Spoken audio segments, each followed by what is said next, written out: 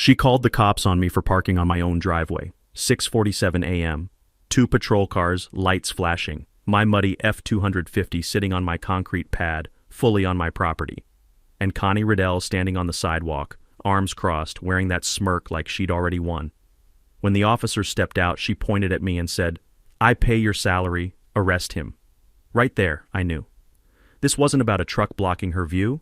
This was about power, control, the kind of small-town tyranny that crushes good people every single day. But Connie made one mistake, one critical miscalculation. She had no idea I'm a lieutenant colonel in the U.S. Army, 23 years dismantling threats a lot more dangerous than a suburban HOA dictator. So what would you have done?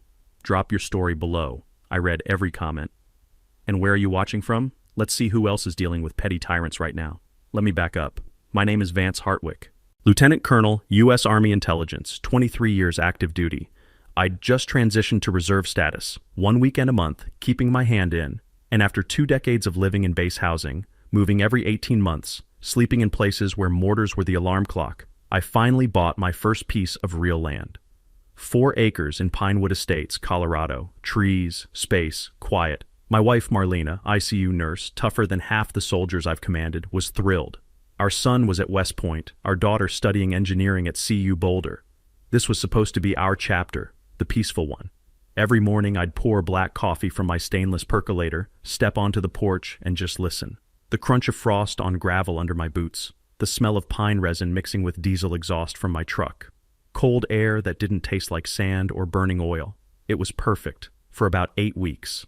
Pinewood Estates is 47 homes tucked into the hills outside Colorado Springs, a mix of retirees and young families with a voluntary HOA. No legal teeth, just a handful of people who like organizing block parties and arguing about mailbox colors. And then there's Connie Riddell, 52, vice president of the HOA, married to Garrett, a real estate attorney who's never home, no kids. Lives in the biggest house on the corner lot with landscaping so perfect it looks like it was installed by a surgeon. Her lawn always smells like chemical fertilizer, sharp, acrid, the kind that burns your nostrils if you stand too close.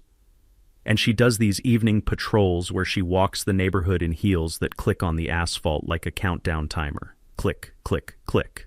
She's one of those people who uses the HOA like a personal fiefdom where everything's about property values and community standards.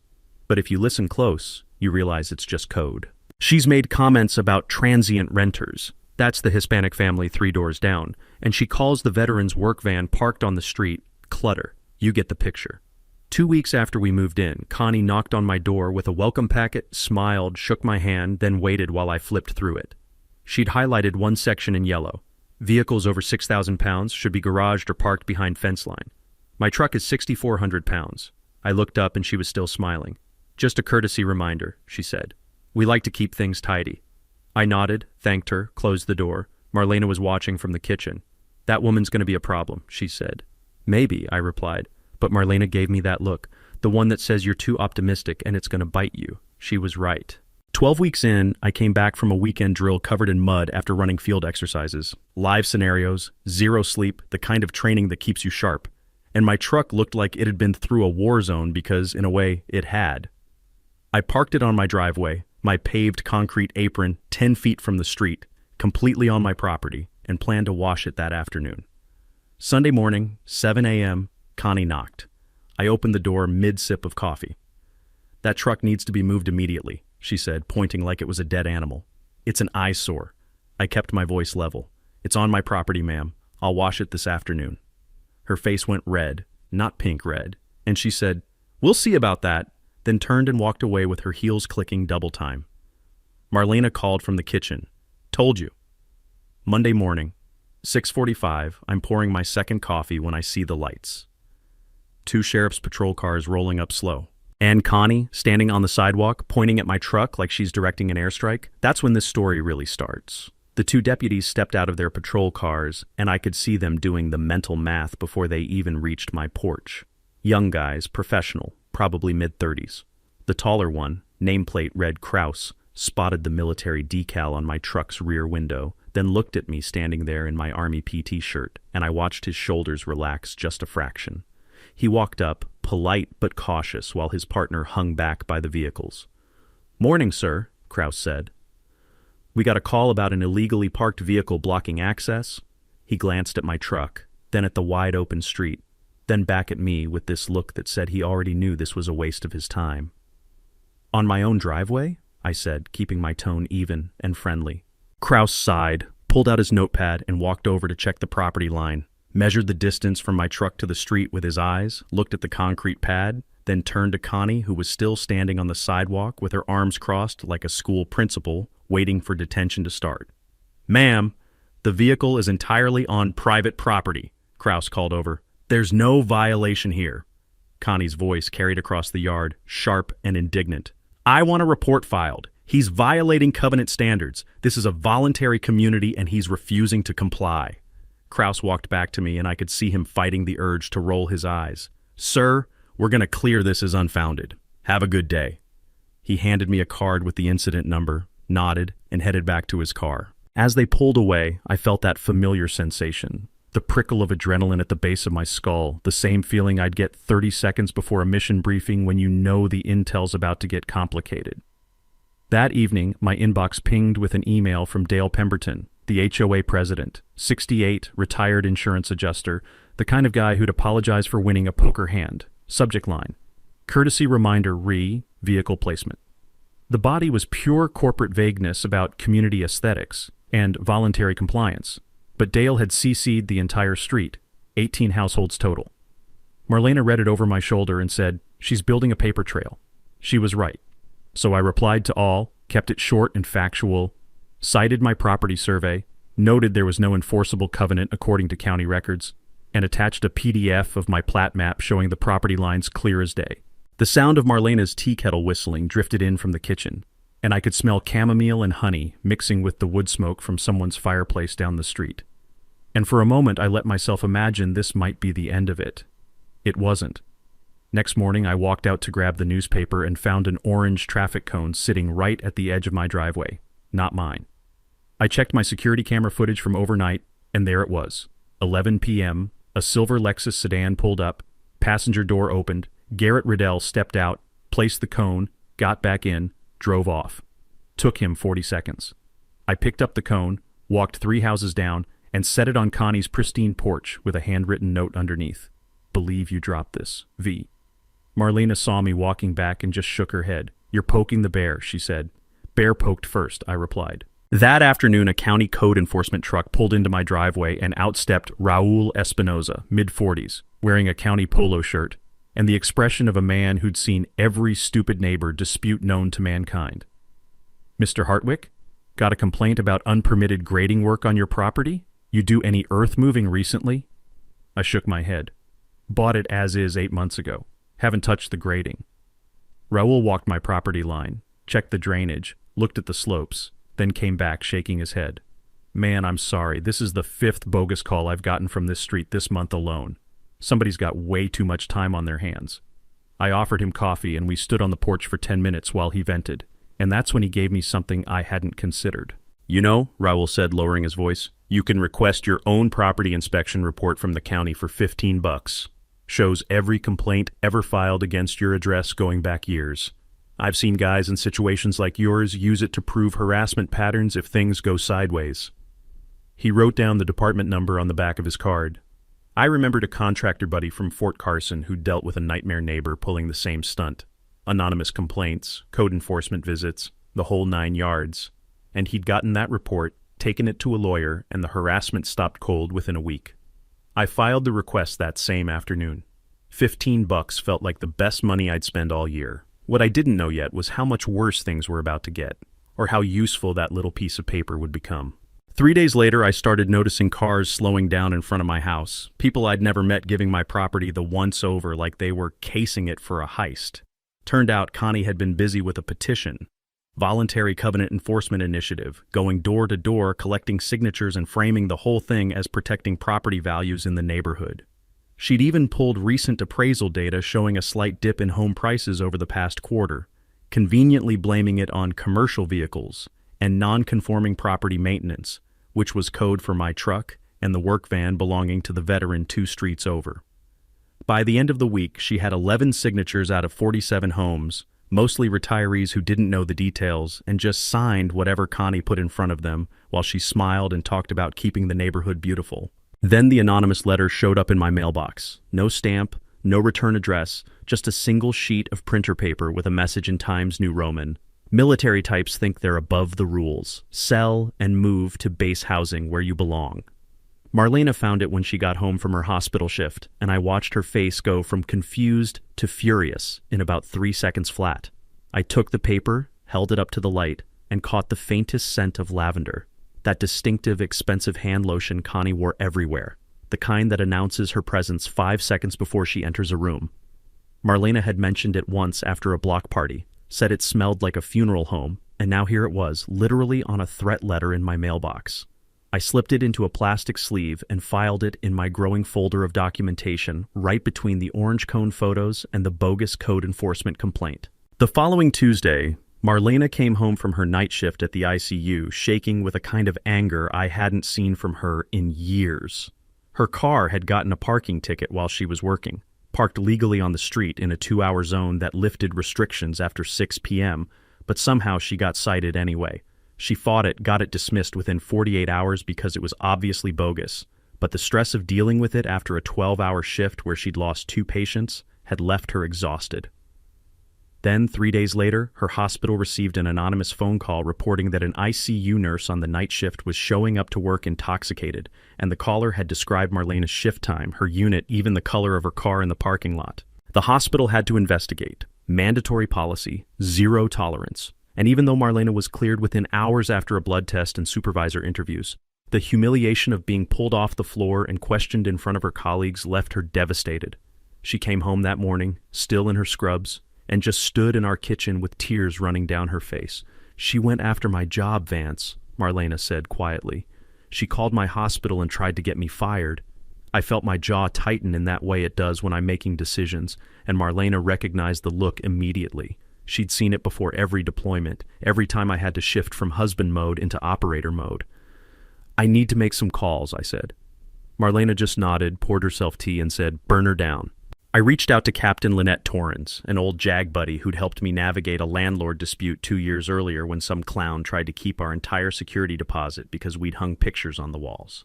Lynette picked up on the second ring, listened to the whole story without interrupting, then said, "Okay, first, your neighbor's an idiot. Second, if she's making false reports to your wife's employer, that's called tortious interference, and you could sue her into next Tuesday if you wanted." But Lynette's real advice was simpler. Document everything and create an official paper trail. File a harassment report with the sheriff, even if nothing comes of it right now, she said. Courts love timelines. If this woman escalates, you'll have dated evidence showing a pattern, and that's gold. I filed the report the next morning with Deputy Kraus, same guy from the driveway call. And this time he took it seriously, made notes, asked good questions, told me they'd flag it in their system. Then Lynette mentioned something I'd never considered. HOAs registered as nonprofits have to make their financial records public in Colorado. Costs like $50 and takes 2 weeks. But I've seen cases where board members were using association funds like personal piggy banks. If there's funny money, that's your leverage. I submitted the request that same afternoon. $50 felt like the best investment I'd made since buying body armor before my first deployment. What I didn't know yet was just how messy Connie's books were going to turn out to be. 2 weeks later, Connie called an emergency HOA meeting and pressured Dale into sending out the notice with exactly 24 hours advance warning, which meant most people couldn't attend because they had work or plans they couldn't cancel on short notice. 19 neighbors showed up anyway, mostly out of curiosity because the agenda was vague as hell. Just said, "Discuss enforcement mechanisms," without any details. Connie had prepared a full slideshow, which she projected onto the community center wall using Dale's ancient laptop, and for the next 15 minutes we all sat there watching her click through photos of my truck from various angles. Close-ups of my survey stakes with their pink flagging tape, even shots of my security cameras mounted on the house. She argued for implementing voluntary fines of $100 per violation and hiring private security to patrol the neighborhood on weekends, which would have cost each household about $40 a month according to her spreadsheet. I was sitting in the back row, arms crossed, just watching her perform, and I'll admit there was a small part of me that was impressed by the sheer commitment to pettiness. This woman had compiled a 20-slide presentation complete with bar graphs about declining property values, all because she didn't like looking at my truck. About halfway through, Marcus Tillman raised his hand. He's a postal worker, early 50s, lives 4 houses down, and he'd always struck me as the kind of guy who sees through nonsense. "Connie," Marcus said, voice calm but firm, "this feels personal. His truck's parked on his own property." "Why do we care?" Connie's face went tight and she said, "Because people like him don't respect community standards." And the way she said "people like him" landed in the room like a grenade. The temperature dropped about 20 degrees. Several neighbors exchanged glances. Dale cleared his throat nervously and said, "Maybe we should table this discussion for another time, when we've had a chance to review the bylaws more carefully," which was his polite way of saying this meeting was a disaster. Connie glared at me as people started filing out, and she said loud enough for everyone to hear, "You think you're untouchable." I just smiled, nodded, and walked out into the parking lot where the smell of fresh asphalt and cut grass hung in the cool evening air. That night I sat at my kitchen table with Marlena and went through the HOA financial records that had arrived 3 days earlier. 18 months of expenses printed on cheap copy paper and stapled together in a packet that looked like it had been assembled by a high schooler. It didn't take long to spot the problems. Connie had been billing administrative expenses totaling $8,400 over 18 months. Receipts were vague as hell, just line items like office supplies, consulting fees, and community outreach materials. One entry jumped out immediately: $1,200 paid to Garrett's law firm for covenant review services, which is a fancy way of saying her husband billed the HOA to read documents he should have reviewed for free as a board member's spouse.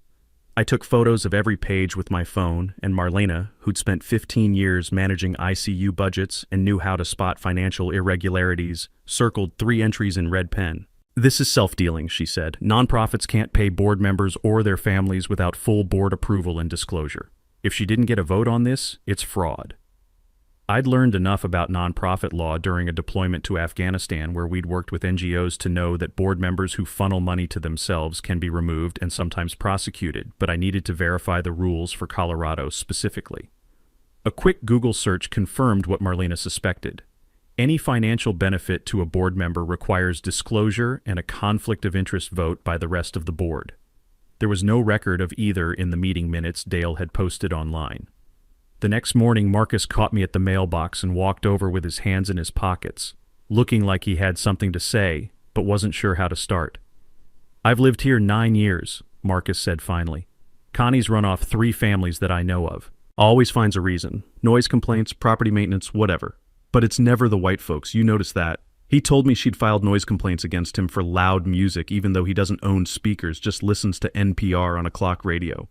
She'd called animal control on the Hispanic family, claiming their beagle was a vicious dog that threatened children. She'd reported the veterans' work van as an abandoned vehicle 3 times until the sheriff told her to stop wasting their time. If you're building something to push back," Marcus said, "count me in. I'm tired of watching good people leave because one woman thinks she runs the neighborhood." I shook his hand and said, "I'll be in touch." Walking back to my house, I could hear Connie's voice drifting from her open window, sharp and angry, talking on the phone to someone about that military troublemaker, and I smiled because I knew she was scared. People like Connie thrive on control, and the moment they feel it slipping, they make mistakes. I was counting on it. I couldn't sleep that night, so around 2 a.m., I found myself at the kitchen table with my laptop, digging through public county records the way I used to dig through intel reports, looking for patterns nobody else had noticed. Property records, tax assessments, court filings. All of it available online if you know where to look and have the patience to wade through bureaucratic database systems designed by people who apparently hate user interfaces. I started with Connie and Garrett's address, pulled up their property record, and sat staring at the screen for a full minute trying to process what I was seeing. $47,000 in unpaid property tax liens going back 2 years, with foreclosure proceedings that had been paused due to a hardship application they'd filed 6 months ago. I cross-referenced with court records and found a malpractice settlement from 8 months earlier where Garrett's law firm had paid out $230,000 to a client they'd screwed over in a real estate deal. And suddenly the whole picture snapped into focus like a surveillance photo coming into resolution. Connie wasn't obsessed with property values because she cared about the neighborhood. She was terrified that her own financial collapse would drag down home prices and expose her as a fraud, and every single complaint she'd filed, every petition she'd circulated, Every meeting she'd called was just her projecting her own failure onto everyone else. It was almost sad, really, the way people in freefall will grab at anything around them and try to drag others down just to feel less alone in their descent. I'd seen it overseas in corrupt officials who'd abused their power right up until the moment everything collapsed. And sitting there in my kitchen with the refrigerator humming in the background and the smell of yesterday's coffee still lingering in the pot, I realized Connie was no different, just operating on a smaller, more pathetic stage. Marlena came downstairs in her bathrobe, poured herself a glass of water, and saw me staring at the laptop screen with that expression she calls my mission face. "You found something," she said, and it wasn't a question. I turned the screen so she could see the tax lien document. "She's broke," I said.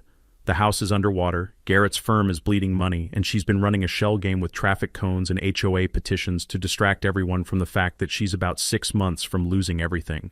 Marlena read through the documents, and I watched her expression shift from surprise to something that looked almost like pity, which is one of the things I love about my wife. Even when someone's trying to destroy us, she can still see them as human. "Are you going to use this?" she asked. I shook my head. "Not directly, that's too crude, and it makes me look vindictive. But if she's this desperate, she's going to overplay her hand, and when she does, I want to be ready." The truth is, I'd learned in 23 years of military intelligence that the best way to defeat an enemy isn't to attack their weakness directly. It's to give them just enough pressure that they panic and make mistakes while you stand back and document everything they do wrong. Over the next week, I started making small, deliberate moves designed to remind Connie exactly whose property she was staring at every morning. I parked my truck prominently in the driveway every single day, washed and waxed so it gleamed in the sunlight like a monument to the fact that I wasn't going anywhere.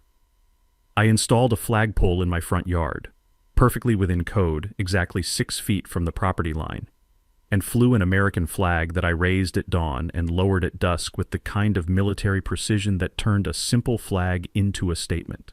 I even added a decorative boulder near the property line, one of those big landscaping rocks that costs $300 and requires a small crane to place, positioned so it was perfectly visible from Connie's kitchen window every morning when she drank her coffee and stared at my house like it was a personal insult to her existence. Every single thing I did was completely legal, properly permitted where necessary, and designed to assert one simple fact. This was my property. I'd earned it through decades of service, and no amount of petty harassment was going to move me. Within 3 days, I could see her pacing her driveway on the phone, gesturing wildly, her voice carrying across the street in sharp, angry fragments that I couldn't quite make out but didn't need to because the tone said everything. Marlena watched from our porch one evening while I grilled chicken, the smell of barbecue smoke mixing with the pine-scented evening air, and she said quietly, "You're poking the bear." I flipped a chicken breast and replied, "I'm giving her rope," and we both knew what I meant because desperate people don't de-escalate when they're cornered. They double down, they thrash, they make the kind of mistakes that turn a quiet neighborhood dispute into something you can take to court, and I was counting on every single one of them. 2 days after I installed the flagpole, Marcus showed up at my door with a 6-pack of beer and a grim expression that told me he hadn't come just to be neighborly. We sat on my back porch where Connie couldn't see us, and he got straight to the point. "I talked to Yolanda Sims and Gil Farnsworth," he said, twisting the cap off his beer. "They want in on whatever you're planning because Connie's been after them too." Yolanda was a single mom, elementary school teacher, lived 6 houses down with her daughter, and apparently Connie had reported her backyard trampoline to the county as an unsafe, attractive nuisance that posed a liability risk to the neighborhood, which resulted in a county inspector showing up and scaring Yolanda half to death before clearing the trampoline as perfectly safe.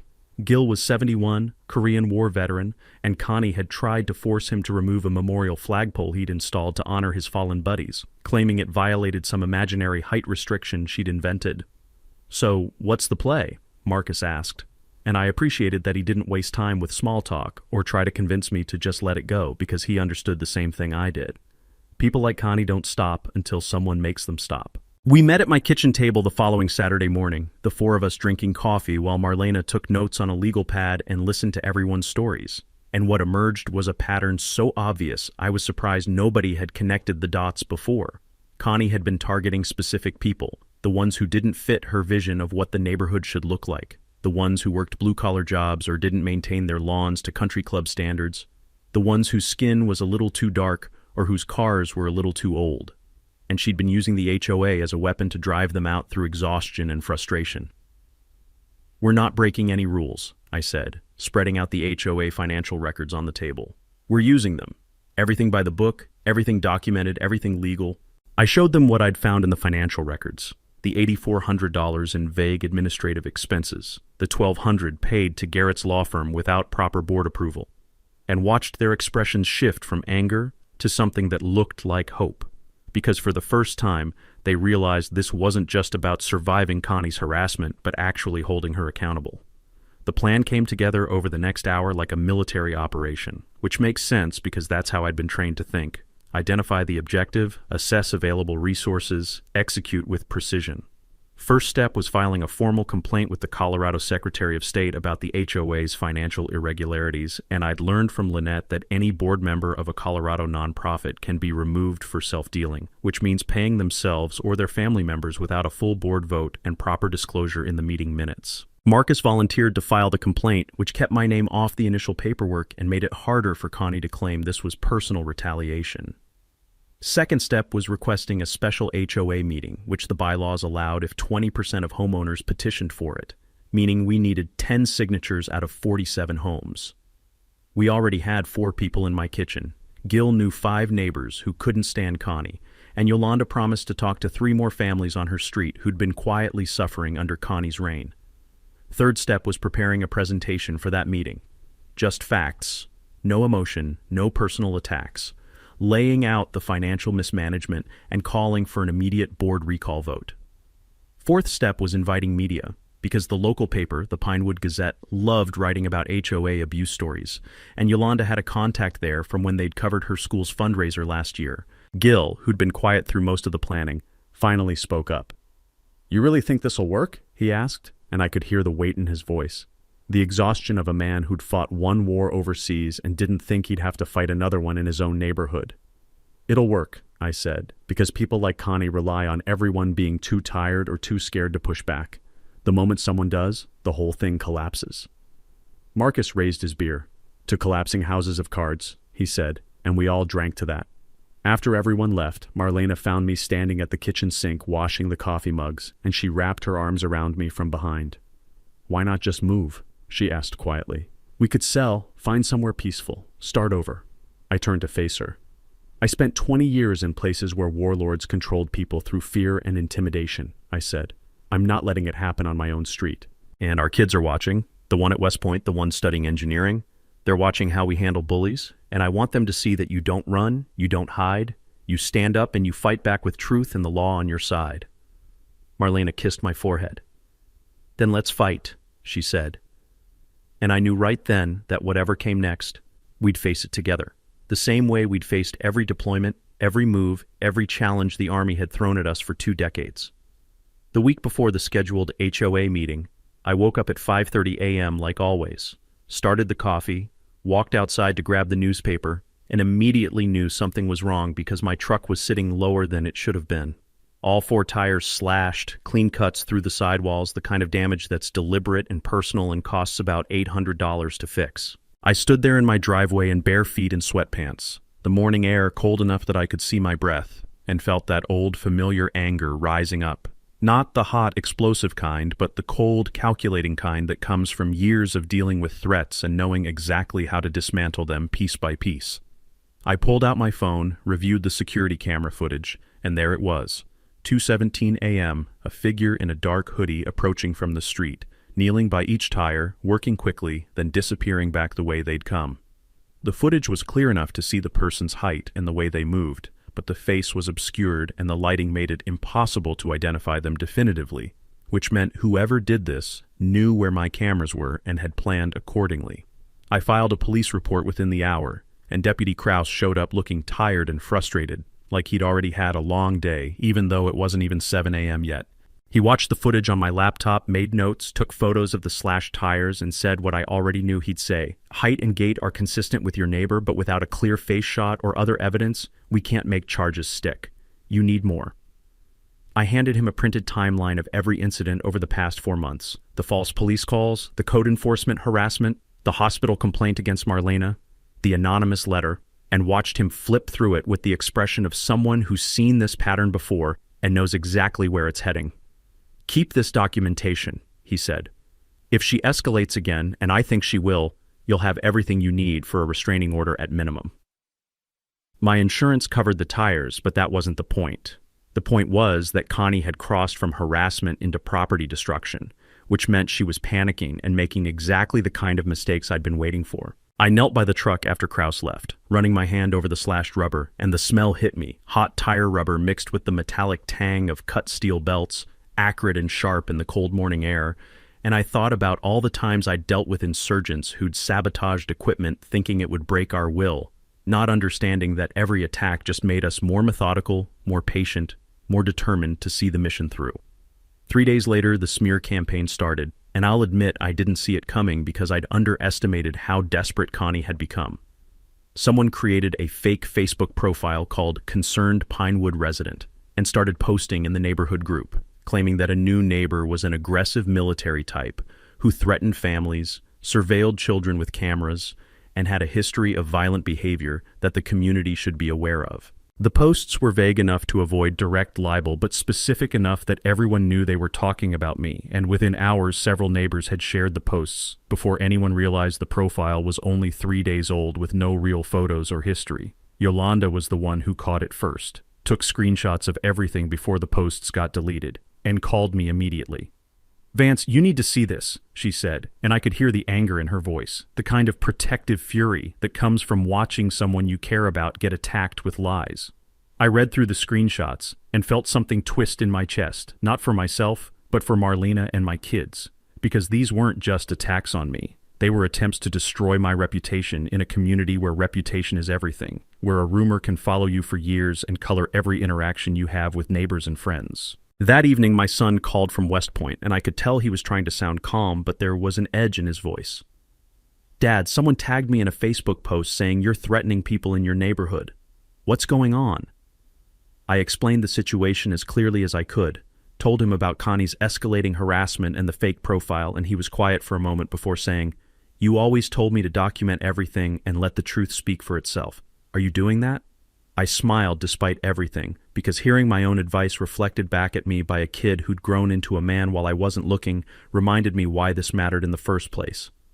"I am," I said, "and when this is over, I'm going to show you exactly how we handled it, because someday you're going to deal with someone like this, and you need to know that you don't fight lies with anger. You fight them with facts and patience and the willingness to let your enemy destroy themselves." After we hung up, I sat in my office, printed out the fake Facebook screenshots, added them to my growing file of evidence, and realized I'd completely stopped reacting emotionally to any of this because it had become just another operation, another mission, another problem to solve with the same tools I'd used for 23 years. The special HOA meeting was in 2 days, and I'd completed my dossier, timeline, photos, financial records, witness statements, everything spiral-bound and ready to distribute. And somewhere across the street, I knew Connie was preparing her own defense, probably printing out her own packets filled with accusations and deflections, not realizing that she'd already lost the moment she'd decided to fight facts with feelings. 3 days before the meeting, Dale sent out an email at 10 p.m. on a Sunday night with the subject line, "Meeting postponed indefinitely," and a single paragraph explaining that due to unforeseen scheduling conflicts and potential legal concerns, the special HOA meeting would need to be rescheduled at a later date to be determined. I read it twice, felt my jaw tighten, and immediately called Dale's cell phone, which rang 6 times before he picked up with a voice that sounded like he'd been dreading this call since the moment he hit send. "Dale, who told you to cancel the meeting?" I asked, keeping my tone level and professional even though I wanted to reach through the phone and shake some backbone into him. There was a long pause and I could hear his television in the background, some late-night talk show with canned laughter that made the whole conversation feel surreal. "Connie said there were legal concerns," Dale finally stammered. "Garrett reviewed the bylaws and advised that we might be exposing the board to liability if we proceed without proper notice and procedures, and I just thought it would be better to—" I cut him off. "Dale, the bylaws require you to hold a special meeting within 14 days of receiving a valid petition signed by 20% of homeowners. We gave you 11 signatures, which is 23%. If you don't hold this meeting, any homeowner can sue the board for breach of fiduciary duty, and I've got an attorney on standby who'd love to take that case." This was a bluff. I didn't actually have an attorney on standby. But Dale didn't know that, and I could hear him breathing heavily on the other end, probably doing the mental math on how much a lawsuit would cost, versus how much easier it would be to just let the meeting happen. "Fine," he said quietly, defeat heavy in his voice. "Thursday, 7 p.m., Community Center. I'll send out the corrected notice in the morning." Thursday arrived with the kind of nervous energy that reminded me of pre-mission briefings, where everyone knows something significant is about to happen, but nobody's quite sure how it'll unfold. By 6:30 p.m., the community center parking lot was already filling up, and I sat in my truck watching neighbors arrive in clusters, some looking curious, others looking concerned, a few looking downright angry like they'd already picked their side before hearing a single word. 41 of the 47 homeowners had RSVP'd that they planned to attend, which was unprecedented in the neighborhood's history. And as I walked toward the entrance with Marlena beside me and Marcus, Gil, and Yolanda a few steps behind, I could feel the weight of what we were about to do settling over me like the gear you put on before a patrol. Heavy, necessary, and impossible to take off until the job is done. Inside, the room smelled like burnt coffee from the ancient pot someone had started in the corner, mixed with the sharp chemical scent of floor wax that the janitorial service must have applied earlier that day. And the metal folding chairs made small, creaking sounds as people settled into their seats and pulled out their phones to record what they sensed would be worth documenting. Connie had arrived early and set up a table at the front of the room with stacks of her own packets. I could see them from across the room, printed on expensive paper with color-coded tabs, the kind of desperate over-preparation that signals someone who knows they're about to lose but can't stop themselves from fighting anyway. She was wearing a navy blazer and pearls, her hair perfect, her makeup carefully applied, and she kept glancing at the door every time someone new entered like she was counting votes in her head and trying to calculate whether she still had enough support to survive what was coming. Garrett sat beside her, looking uncomfortable in a suit that probably cost more than my truck payment, scrolling through his phone with the studied disinterest of someone who'd rather be anywhere else. Deputy Kraus was there too, standing in the back corner in uniform because I'd requested a sheriff's presence for security, which was code for "I want an official witness to everything that happens tonight," and he gave me a small nod when our eyes met. Jenna Carlson from the Pinewood Gazette sat in the back row with a notepad and a digital recorder on the chair beside her, and I knew that whatever happened in the next hour would be in print by Sunday morning, which meant Connie couldn't control the narrative anymore, couldn't spin this as a personal vendetta or a misunderstanding, couldn't hide behind vague accusations and social media posts that disappeared after someone reported them. Dale called the meeting to order with a trembling hand on the gavel, and you could feel the room hold its breath as he read through the procedural requirements in a monotone voice that suggested he'd been practicing this for days, and still wasn't confident he'd get through it without his voice cracking. This special meeting has been called pursuant to Article 7, Section 3 of the HOA bylaws to address concerns raised by multiple homeowners regarding board governance and financial management, Dale said, then cleared his throat and looked directly at Connie with something that might have been an apology in his eyes. "Miss Riddell, as the petitioner who called for enforcement actions, you have the floor first to present your position." Connie stood, smoothed her blazer, and launched into a prepared statement about volunteer board members who work tirelessly for the community only to be attacked by newcomers who don't understand the neighborhood's values. And I watched her perform with a kind of detached fascination, the same way I'd watched enemy combatants try to justify their actions during interrogations, not realizing that every word they spoke just gave us more evidence to use against them. The room was silent except for her voice and the sound of people shifting in their chairs, and I knew that in about 5 minutes, everything was going to change. Marcus stood up from his seat in the middle row before Connie had even finished her second paragraph, and his voice cut through the room with the kind of authority that comes from years of dealing with difficult people on mail routes and knowing exactly when someone's trying to sell you bullshit. "Point of order," Marcus said loudly. "She's lying, and everyone in this room knows it." The room erupted in scattered gasps and murmurs, and Dale banged his gavel twice, looking panicked, but Connie's face went pale and then red in the span of about 3 seconds, and I could see her hands shaking as she gripped the edges of the podium. "Excuse me?" she said, her voice rising to that pitch that happens when someone's losing control. "I am a volunteer board member who has dedicated—" Marcus cut her off. "You've dedicated 4 years to harassing people who don't fit your idea of what this neighborhood should look like, and we're done pretending otherwise." Dale looked at me helplessly, and I stood up, calm and deliberate, and said, "Mr. Hartwick, you called this meeting, so you have the floor." I walked to the front of the room carrying a cardboard box filled with spiral-bound dossiers, and I started handing them out row by row while the room watched in complete silence. broken only by the sound of pages being flipped and the occasional whispered, "Oh my God," as people started reading. "My name is Lieutenant Colonel Vance Hartwick, U.S. Army Reserve," I said, standing at the front with my hands at my sides in that relaxed parade rest posture that's become automatic after 2 decades in uniform. "I've spent 23 years serving this country, and I moved to Pinewood Estates 8 months ago because I wanted peace and quiet after spending most of my adult life in war zones. Instead, I've been systematically harassed, my wife's career has been threatened, and my property has been vandalized, all because one person decided that my truck and my job didn't meet her standards." I clicked the remote in my hand and the projector screen behind me lit up with the first slide. A timeline starting with Connie's welcome packet and the highlighted vehicle restriction, running through the false police calls, the code enforcement complaints, the anonymous letter, the hospital report about Marlena, and ending with photos of my slashed tires from last week. "This isn't about community standards," I said, advancing to the next slide showing the fake Facebook posts. "This is about abuse of power."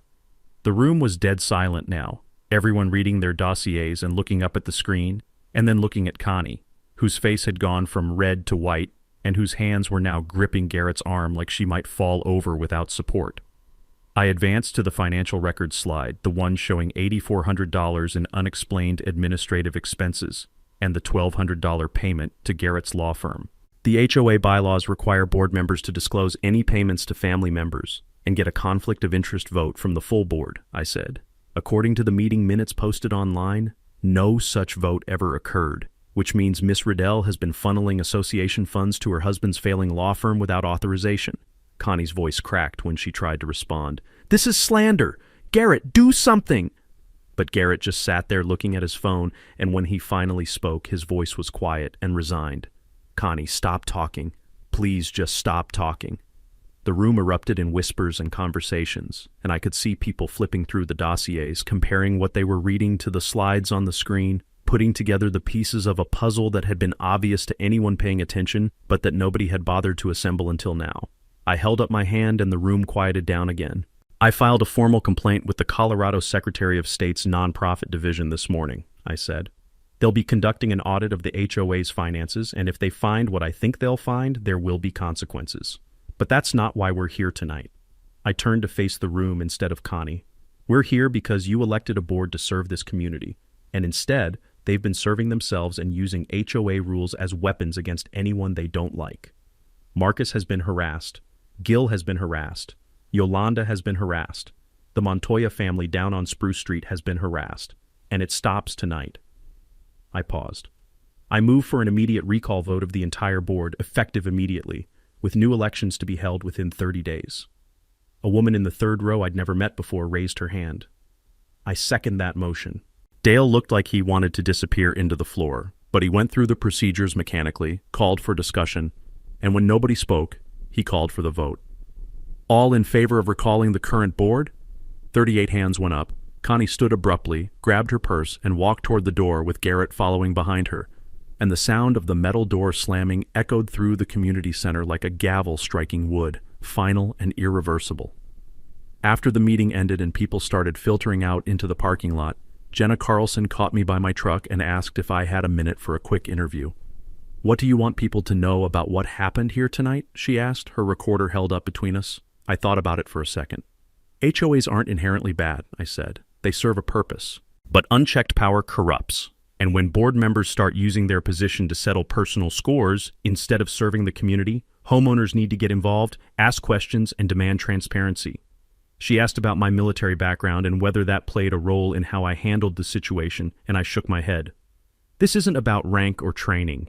It's about doing what's right and not backing down when someone tries to bully you into silence. Anyone could have done what I did.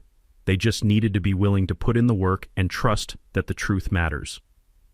Jenna snapped a photo of me standing with Marlena, Marcus, Gil, and Yolanda in the parking lot under the streetlights, all of us tired but smiling, and I knew that photo would run on the front page of the local section. And I hoped it would inspire at least one person dealing with their own petty tyrant to stand up and fight back. The new board was elected the following week, and I watched from my porch as neighbors I'd barely spoken to before showed up at the community center to cast their votes in an election that actually mattered for once. Marcus won the presidency with 42 votes, Yolanda became treasurer, and Gil took the secretary position, which meant the three people who'd been targeted most by Connie's harassment were now the ones running the organization she'd used as a weapon for 4 years. I declined when they asked me to join, told them I was just a homeowner who wanted to be left alone to drink coffee on my porch and watch the sunrise without drama, and Marcus laughed and said that was exactly why they'd wanted me, but he understood. The state audit came back 3 weeks later confirming everything I'd documented: $8,400 in improperly documented expenses, $1,200 in unauthorized payments to a board member's family, and a recommendation that the previous board members reimburse the association and that the case be referred to local prosecutors for review of potential fraud charges. Connie and Garrett quietly listed their house for sale 2 days after the audit report went public, and they were gone within 60 days, selling for $30,000 under asking price just to get out fast before the foreclosure proceedings resumed. I never pressed charges for the slashed tires or the harassment, didn't see the point in dragging it out when the whole thing was already over, but Deputy Kraus told me later that just having the official reports on file had probably prevented Connie from pulling the same stunts in whatever neighborhood she moved to next, because any future employer or HOA board doing a background check would find a very clear pattern of behavior. The new board's first act was to dissolve the voluntary fines Connie had been pushing for and redirect the HOA's energy toward actual community building, quarterly barbecues, a holiday lights contest that didn't involve judging or prizes but just celebrating everyone's effort, and a real neighborhood watch program focused on actual safety instead of surveilling people's landscaping choices. Marcus proposed creating the Pinewood Unity Scholarship, $500 a year for a local high school student pursuing public service careers like teaching, nursing, military service, or social work. And the first fundraiser was a pancake breakfast that drew 43 families and raised $2,100 in a single morning. I found myself standing at a griddle flipping pancakes while Marlena poured coffee and kids played soccer in the field behind the community center, and the smell of buttermilk batter and maple syrup mixed with the sound of laughter and the steady thump of a soccer ball being kicked around. And for the first time since we'd moved to Pinewood Estates, it actually felt like a community instead of a battlefield. Yolanda's daughter ended up winning the scholarship 2 years later when she graduated and enrolled in nursing school, and watching Yolanda cry happy tears at the award ceremony reminded me why all of this had mattered in the first place. Not because I needed to win some fight with a petty tyrant, but because good people deserve to live without fear in their own neighborhoods. 6 months after everything settled down, my son graduated from West Point, and at the ceremony, he pulled me aside and said something I'll never forget. "Dad, remember when Connie was posting those things about you online and I called worried? You told me that courage isn't loud, it's methodical and patient and lets the truth do the talking. I think about that every day now." That might have been the proudest moment of my life, knowing that dealing with a nightmare neighbor had somehow taught my kid a lesson about integrity that he'd carry into his career as an officer. We hosted a dinner at our house after graduation, Marlena's cooking, our daughter home from college, and we invited Marcus and his family, Gil, Yolanda, and her daughter, and even the new neighbors who'd bought Connie's old house, a young couple with a baby who seemed genuinely nice and had already asked if they could join the neighborhood watch. My truck sat in the driveway, washed and waxed, and nobody said a word about it because it wasn't a problem anymore. It was just a truck, and that's exactly how it should have been from the beginning. Later that night, after everyone had gone home and Marlena and I were cleaning up the kitchen together, she asked if I'd really meant what I told the newspaper about anyone being able to do what I did, and I thought about it while drying a plate. "Yeah," I said. "The only special thing I brought to this situation was stubbornness and a filing system. Everything else, the public records, the bylaws, the documentation, that's all available to anyone willing to do the homework." She smiled and kissed my cheek. "You know Gil's neighbor 2 streets over is dealing with something similar now? Developer trying to use eminent domain to force him off his land for a strip mall project?" I raised an eyebrow. "Is that so?" I said. And Marlena laughed because she knew that tone, knew I was already mentally reviewing what I knew about eminent domain law and thinking about who I could call for information. "You can't help yourself, can you?" she said. I shrugged. Somebody's got to stand up to bullies. Might as well be someone who knows how. So if you're dealing with your own HOA nightmare right now, the board member who thinks they run the neighborhood, the busybody who files complaints about everything you do, the petty tyrant who uses rules as weapons, drop your story in the comments below. The The worst one gets featured in next week's video, and maybe we can help you find a solution, because nobody should have to live in fear in their own home. And if you love watching bullies get outsmarted by people who refuse to back down, hit that subscribe button, because I've got more stories like this coming every Tuesday. Remember, quiet professionalism beats loud tyranny every single time. Thanks for watching, and I'll see you next week.